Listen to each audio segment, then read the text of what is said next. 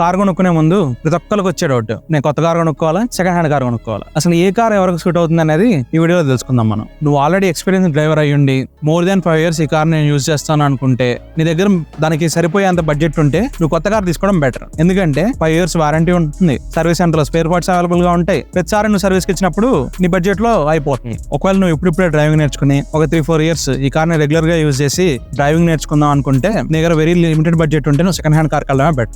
Second hand car అనుకో, service check చేసుకోవాలి, tyres check చేసుకోవాలి, ఇంజిన్ కండిషన్ చెక్ చేసుకోవాలి, కూలెంట్స్ ఏమైనా లీక్ అవుతున్నాయో చెక్ చేసుకోవాలి. ఇవన్నీ రెగ్యులర్ ఇంటర్వల్స్ నువ్వు చెక్ చేసుకుంటూ కార్ ని యూజ్ చేయాలి. కొత్త కార్ తీసుకుంటే హ్యాపీగా రోజు ఆఫీస్ డ్రైవ్ చేయొచ్చు, ఫ్యామిలీ ట్రిప్స్ వెళ్ళొచ్చు, దేనికి వెళ్ళినా మీరు ఏది ఆలోచించుకునే పని ఉండదు. కొత్త కార్ తీసుకుంటున్నావు అనుకో, నీకు 10 లక్షల బడ్జెట్ లో ఒక మీడియం సైజ్ హ్యాచ్ బ్యాక్ లో వస్తాయి. 20 లక్షల బడ్జెట్ లో బేస్ మోడల్ ఎస్యూవీలు సెడాన్ లో వస్తాయి. అదే సెకండ్ హ్యాండ్ మార్కెట్ లోకి వచ్చేసరికి 10 లక్షల బడ్జెట్ లో మంచి సెడాన్లు వస్తాయి, మంచి ఎస్యూవీలు వస్తాయి. అదే 20 లక్షల బడ్జెట్ లో ఫార్చునర్లు, ఇన్నోవాలు, బెంజ్లు, బిఎండబ్ల్యూలు నువ్వు ఎతుక్కుని కొనుక్కున్నాడు కొనుక్కున్నీ. ఇప్పుడు అసలు ఏ కారు కొనే ముందు ఏ జాగ్రత్తలు తీసుకోవాలి అనే వీడియోలు మనం ఆల్రెడీ చేసాము. కింద డిస్క్రిప్షన్ లో లింకులు ఉంటాయి, చూసేయండి. ఏదైనా తెలియని విషయం తెలుసుకున్నారా? ఇంకా ఎలా తెలియని విషయాలు చాలా చెప్తాను, సబ్స్క్రైబ్ చేసేయండి.